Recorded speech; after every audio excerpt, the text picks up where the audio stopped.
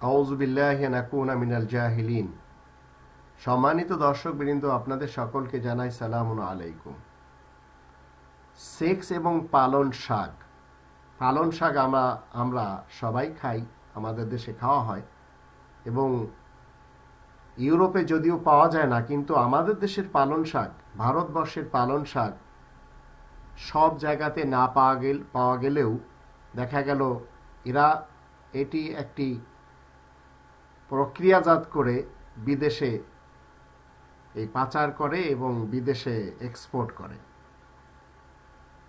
সেক্সের সাথে পালন শাকের সম্পর্ক কি?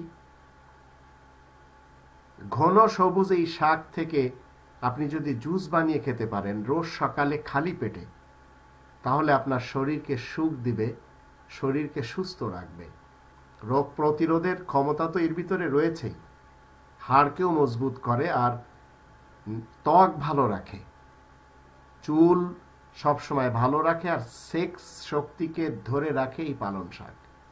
কোরআনের আমরা ৮০ নম্বর সূরা আবাস এর ২৪ থেকে ৩২ আয়াতগুলি যদি দেখে নিই, এখানে বিশেষভাবে আল্লাহ বলে দিয়েছেন ফালিয়ানদুরিল ইনসানু ইলা তাআমি। ইনসানকে একটু দেখা উচিত তার ইনসানের খাদ্য খাবার নিয়ে।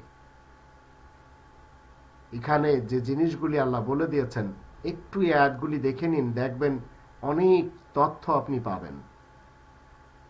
ফাইনালে আল্লাহ বলছেন মাতা আল্লাকুম ওয়ালিয়ান আমিকুম, যেগুলি উৎপাদন হয় জমিন থেকে সেগুলি তোমাদের জন্য এবং তোমাদের চতুষ্পদ প্রাণী তাদের জন্য আল্লাহ বলছেন যে এটা খুব উপকারী জিনিস। আল্লাহ আমাদের সবাইকে মাঝে মাঝে অন্তত পালন শাক খাওয়ার তৌফিক দান করুন।